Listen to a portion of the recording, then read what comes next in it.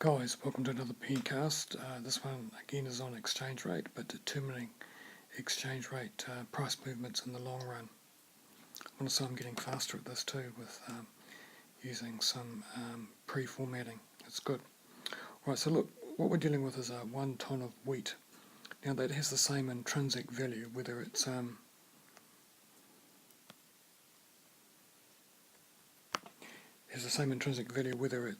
in New Zealand or whether it's in Australia, agreed? Alright. What we can then do is use the value to determine the exchange rate between the two countries, because the wheat should really be the same value. Same intrinsic value. Alright, so how am I going to do? What am I going to do? Well, you know what I'm going to do. I'm going to divide this by 120, and I'm going to divide this by 120, and what am I going to end up?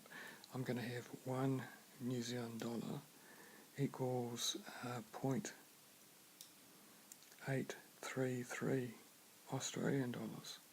Okay, that's okay, right? Understand that.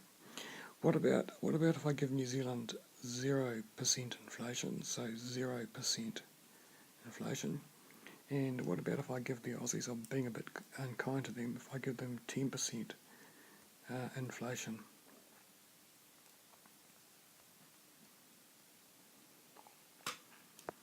Well, that means if I want to go from here to here with 10% inflation, the price is going to rise by 10%, isn't it?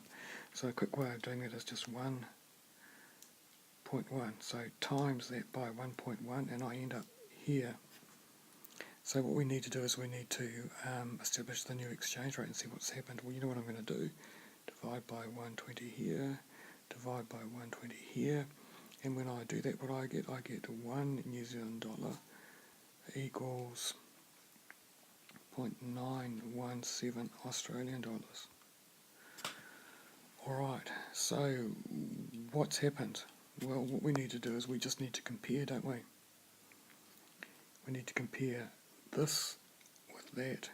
And what we see is that the New Zealand dollar has gained in value against the Australian dollar. The New Zealand dollar has appreciated, so there's been an appreciation of the New Zealand dollar against the Australian dollar. Okay.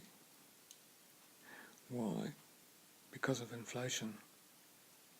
The Aussies had suffered inflation and we haven't. Can we make this modelling a little bit more realistic? Yeah, sure, of course we can. Alright, so it's the same sort of stuff. A tonne of wheat has the same intrinsic value, just like a Big Mac has the same intrinsic value, whether you're eating it in Wellington or whether you're eating it in Sydney. Alright, well, we can establish the exchange rate again, can't we? We know what to do. Divide by 120, divide by 120, so we're going to have 1 New Zealand dollar equals 0.833 Australian dollars. Just check my workings. Now what I'm going to do is I'm going to give New Zealand 5% inflation, so that'll take us to this value here, and I'm going to give the Australians 10% inflation.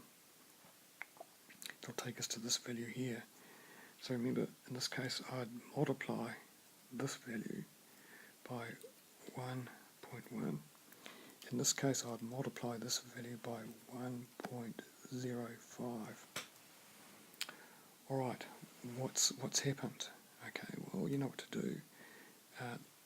We'll divide by 120. Now remember, this should really, divide by 126. Can I change that? Yes, I can.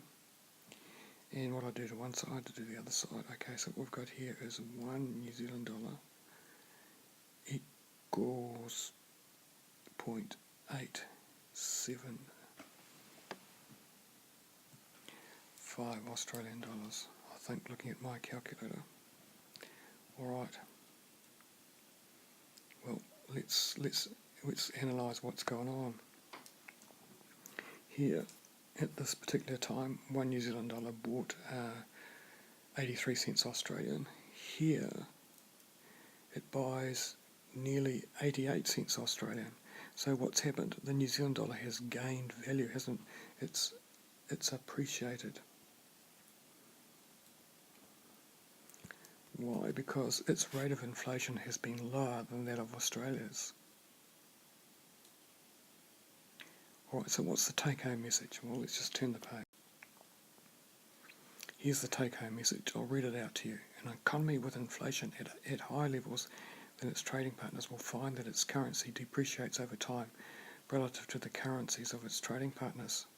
So what it's saying, if you've got the highest inflation rate around, then your currency is going to lose value relative to the other countries over time.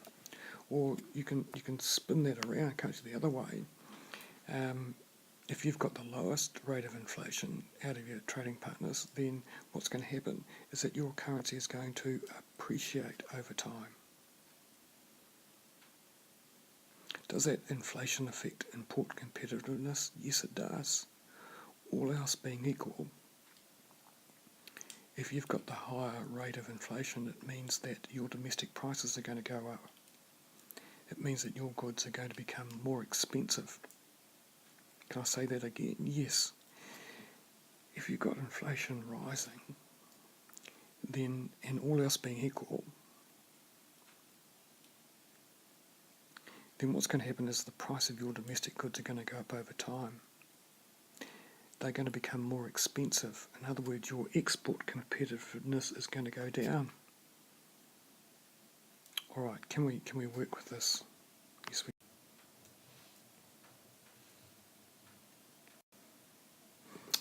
All right, so here's for something new. What we're talking about is a real exchange rate.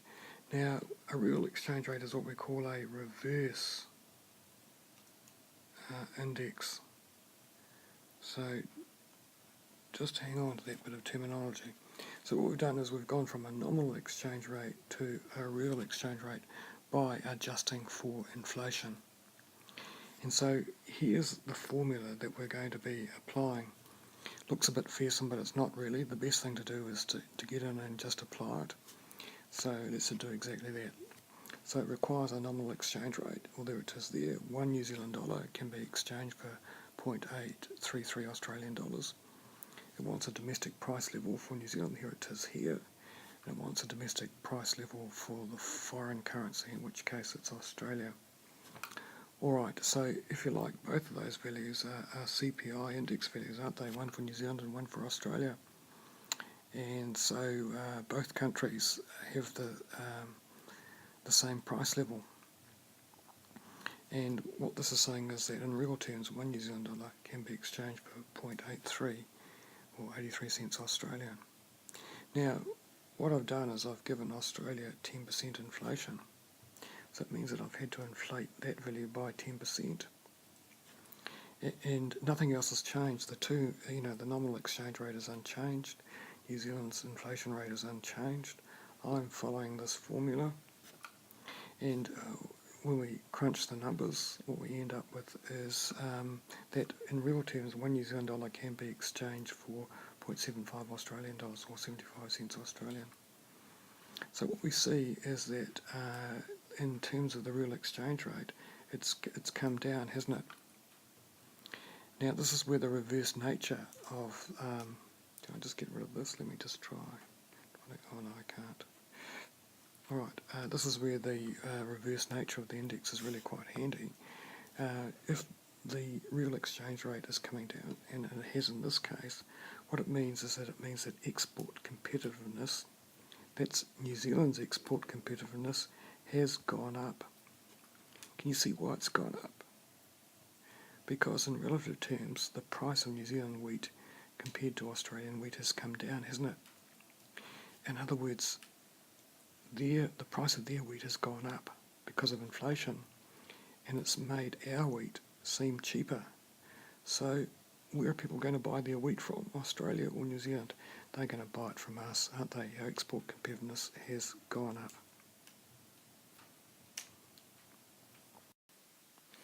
Okay, so what do I want you to remember about the real exchange rate?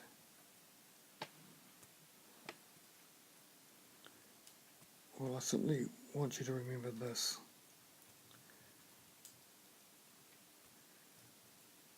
I'm trying to write this in my best handwriting, but it's not working. So what we're saying is it's a reverse index. So look, if the real exchange rate is shown to be coming down over time, it means that our export competitiveness is going up. And that's good for us, isn't it? Agreed. That's what we want. But remember, it's a reverse index, so if the real exchange rate is coming down, what does it mean for export competitiveness? Can you answer that? Which way are you going to put the arrow?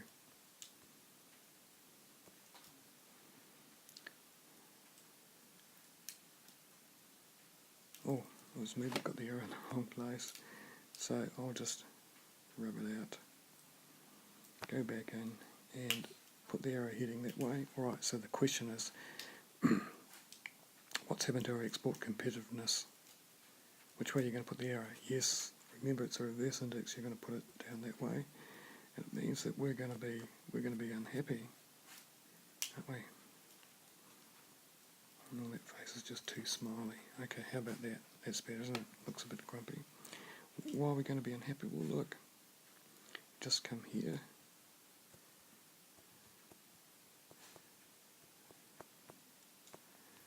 What it means is that we're going to sell less exports, aren't we? What's going to happen to national income? It's going to go down.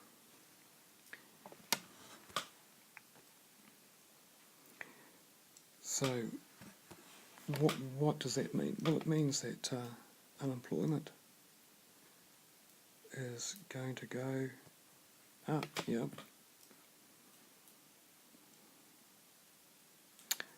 Alright, okay, I'll catch you later. Oh, and I nearly forgot, what we have been talking about is that we've been talking about, it's called purchasing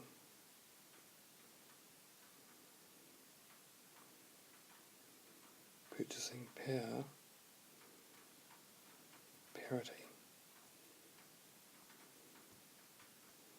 So what I'm saying is this concept of purchasing power parity can help us determine the long run value of an exchange rate. It can tell us whether an exchange rate is going to be appreciating or depreciating in the long run. Okay, so purchasing power parity. Catch ya.